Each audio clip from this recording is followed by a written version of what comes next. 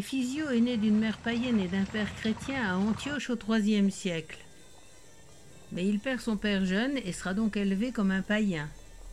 Devenu soldat de l'armée romaine, il part en Italie pour combattre les chrétiens. Alors qu'il navigue vers l'Italie, une immense croix lui apparaît dans le ciel et la voix de Jésus lui annonce son martyre futur à cause de sa foi chrétienne et parce qu'il a martyrisé des chrétiens. Quand l'apparition disparaît, une croix reste imprimée sur le dos de sa main. Convaincu, il se fait baptiser et se met à évangéliser la Sardaigne, particulièrement l'intérieur qui est encore très païen. Et il écrit à l'empereur pour lui demander de se convertir. L'empereur le fait arrêter, enfermé dans la prison de Cagliari, qui est alors une grotte. Il est torturé, mais ses blessures guérissent miraculeusement, ce qui amène encore plus de fidèles à la conversion.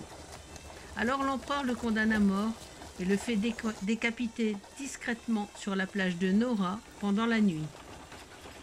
On perd sa trace jusqu'en 1656, période où les habitants de Cagliari, ravagés et décimés par la peste, implorent sa protection et passent un contrat avec Éphysio.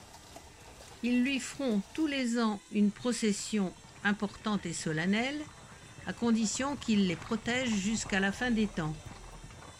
Et la peste cesse.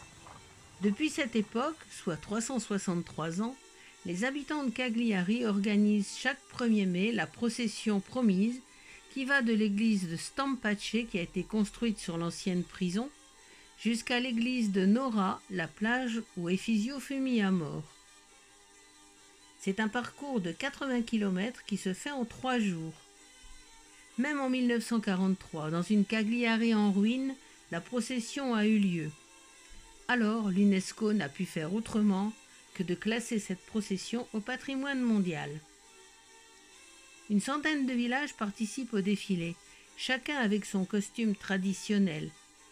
Les tracas, charrettes décorées de fleurs, les confréries religieuses, la milice à cheval, les chevaliers, la gardania, tout le monde défile avant le chariot de Sant'Efisio, qui est le clou de la cérémonie.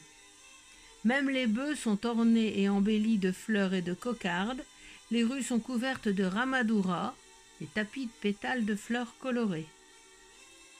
Les fidèles défilent en chantant et en priant, et la foule chante aussi.